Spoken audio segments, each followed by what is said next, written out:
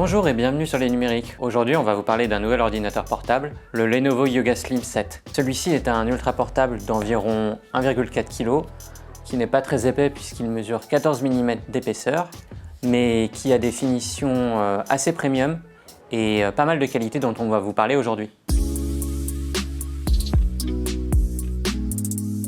Le châssis du Lenovo Yoga Slim 7 arbore une robe argentée, assez banale, qui a le mérite de ne pas trop prendre les traces de doigts et qui donne un véritable sentiment de durabilité, de solidité. Et donc on a une plutôt bonne première impression de cet ordinateur. À noter aussi que la charnière peut être un peu dure à l'ouverture. C'est assez compliqué de l'ouvrir avec un seul doigt, donc on vous recommandera d'utiliser plutôt deux mains pour l'ouvrir.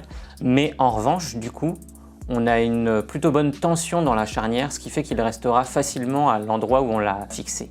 Au niveau de l'écran, on a un ratio de environ 82% pour l'écran par rapport à la façade, ce qui est un peu léger par rapport aux autres ultra portables premium qu'on peut trouver en 2020 qui se situent plutôt autour de 90%, comme le Huawei MateBook 14 ou le Dell XPS 13. Mais par contre, on a une très bonne colorimétrie ainsi qu'une luminosité assez satisfaisante dont on reparlera au niveau de l'écran. Au niveau du clavier, on a un clavier aux touches assez espacé avec une bonne disposition et une bonne course de frappe pour les touches.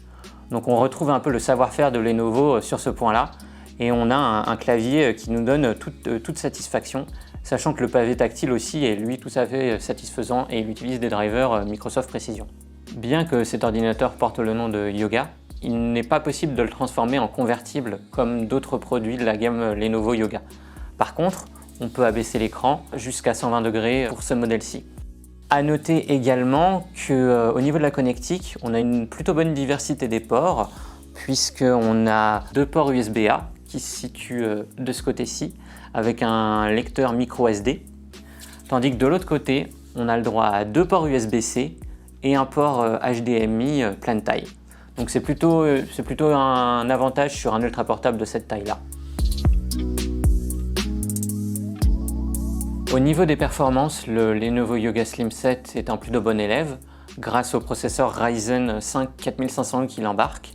C'est un processeur à 6 cœurs avec une fréquence à 2,3 GHz et un boost jusqu'à 4 GHz. Cela lui permet de se placer assez favorablement par rapport à tous les ordinateurs portables utilisant des puces Intel de 10e génération, comme le Dell XPS 13, le Huawei MateBook 14 ou par exemple les derniers HP. Il est un petit peu en dessous des portables utilisant des puces AMD comme le Ryzen 7 4700U qu'on retrouve par exemple dans l'Acer Swift 3. Mais pour autant, vous aurez une très bonne expérience sur tout ce qui est navigation web, retouche de photos, même un peu de création de vidéos, puisque c'est une puce qui est particulièrement à l'aise dans des tâches comme de l'encodage sous Handbrake, par exemple, ainsi que du rendu vidéo et 3D.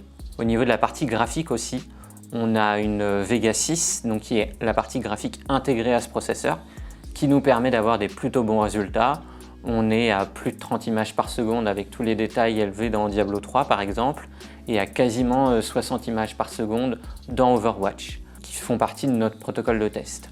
On pourra aussi également s'essayer à des jeux un peu plus lourds, comme The Witcher 3, mais à condition de régler tous les détails graphiques au minimum et en résolution 1080p ou peut-être même 720p. Donc ce n'est pas un ordinateur de jeu, hein, bien sûr, mais il pourra vous dépanner si vous avez besoin d'une petite session de jeu. C'est probablement possible sur cet ordinateur-là. Donc c'est une plutôt bonne performance, mais surtout, ce qui est important sur ce Yoga Slim 7, c'est qu'il offre la possibilité de changer entre différents profils thermiques, que ça soit un profil plus orienté vers les performances, qui booste un peu l'enveloppe thermique du PC de 15 watts à 25 watts pour le processeur, ou au contraire d'avoir un mode silencieux qui vous permettra d'avoir un silence quasiment d'or, ou même durant des tâches assez lourdes et assez longues, vous n'entendrez quasiment pas le ventilateur. Et pour des performances finalement assez proches des fréquences de base, puisque dans nos tests, on a trouvé qu'en utilisant ce mode silencieux, on avait environ 80% des performances constatées en temps normal, mais du coup sans aucune nuisance et avec une très bonne gestion thermique, puisque quel que soit le mode que vous utilisez, cet ultra portable ne dépasse jamais les 42 ou 43 degrés directement à la sortie derrière dans l'ordinateur, ce qui fait que sur le clavier, vraiment, vous ne dépasserez jamais les 35 degrés. Donc c'est un très bon élève au niveau de la gestion de ses performances et de sa gestion thermique. Au niveau des composants, on notera aussi que le Yoga Slim 7 ne permet pas de rajouter de la mémoire vive. Celle-ci est soudée à l'ordinateur. Vous ne pourrez donc pas rajouter une autre barrette. En revanche, et ce qui est assez rare pour un ultra portable de cette catégorie, on pourra rajouter un autre SSD. Il y a 2 emplacements pour les SSD au sein de cet ordinateur, ce qui est assez rare, comme je le disais, dans cette catégorie. Mais il faudra bien vérifier le format du SSD que vous remplacez, puisqu'il y en a un qui est pleine taille, au format dit 2280 et l'autre au format 2243. Donc il faudra bien vérifier le produit que vous achetez, mais c'est tout à fait possible de rajouter un SSD en plus ou de le changer si celui-ci venait à avoir un problème. Pour l'écran du Yoga Slim 7, on retrouve une définition de 1920 par 1080 pixels et un format 16 neuvième assez classique. On aurait préféré avoir un format un peu plus neuf comme le 3,5 qu'on retrouve sur le Microsoft Surface Laptop ou bien sur le Huawei MateBook 14 ou encore un format 16 dixième qu'on retrouve sur le Dell XPS 13 2020 par exemple. En l'occurrence, on a quand même des bordures assez fines comme vous pouvez le voir sur l'ordinateur, donc ce n'est pas vraiment dérangeant et on a quand même déjà une plutôt bonne expérience avec cet ordinateur-là. Au niveau de la luminosité, il est un peu en dessous de ses concurrents puisqu'on retrouve ici une luminosité aux alentours de 380 candela par mètre carré. Mais il a un très bon contraste puisqu'il est à quasiment 2000 pour 1, ce qui le place dans les meilleurs quasiment de sa catégorie. Et surtout, il est très fidèle au niveau de la reproduction des couleurs puisqu'on a un delta E des couleurs, donc qui mesure la fidélité des couleurs, de 1,6, sachant que les couleurs sont vraiment fidèles en dessous d'un delta E de 3. Et il a également une bonne température des couleurs qui s'affiche à environ 6900 degrés Kelvin, alors que le standard pour la vidéo s'établit autour de 6500 degrés Kelvin.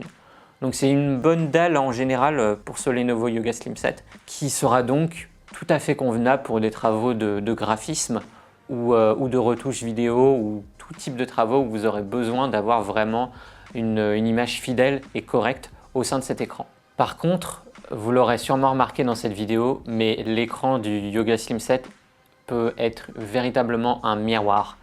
Et donc c'est peut-être le vrai défaut de cet écran-là. Il sera difficile de voir votre contenu dans l'écran du Yoga Slim 7, même en pleine luminosité, en plein soleil. Donc on vous conseillera de faire attention à cet aspect, sachant que par contre, en intérieur, dans un contexte bureautique, il n'y aura pas de problème de ce niveau-là. Au niveau de l'autonomie, c'est un sans faute ou presque pour le Lenovo Yoga Slim 7 puisque celui-ci a tenu presque 12 heures dans notre protocole de test avec Netflix où l'on définit la luminosité de l'écran à 200 candela par mètre carré. Sachant que 12 heures c'est déjà un très bon résultat dans l'absolu, mais il se place dans le haut de notre comparatif et uniquement le MacBook Pro 13 2019 qui a une plus grande batterie et aussi une meilleure gestion encore de sa batterie, fait mieux avec un peu plus de 13 heures.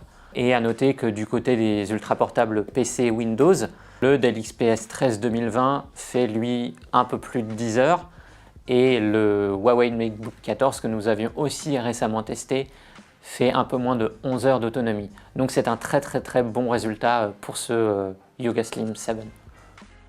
Au niveau de la partie audio, c'est un peu mitigé. On a des haut-parleurs en façade qui sont plutôt clairs et intelligibles pour des voix.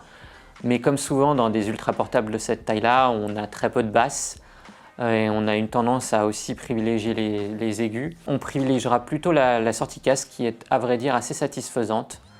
Et même si on a un traitement numérique Dolby Atmos qui essaye de corriger un peu les défauts des haut-parleurs, on reste donc sur un résultat assez moyen mais assez classique dans des ultra portables de cette catégorie. On pourrait dresser une liste assez longue des qualités du Lenovo Yoga Slim 7. Une excellente autonomie, de très bonnes performances, un bon rendu des couleurs. Il n'a donc pas à rougir face à des concurrents beaucoup plus premium comme le Huawei MateBook 14 ou le Dell XPS 13 2020. Il y a bien sûr quelques défauts comme cette dalle qui peut être un véritable miroir ou aussi l'impossibilité de rajouter de la mémoire, ce qu'on trouve un peu dommage.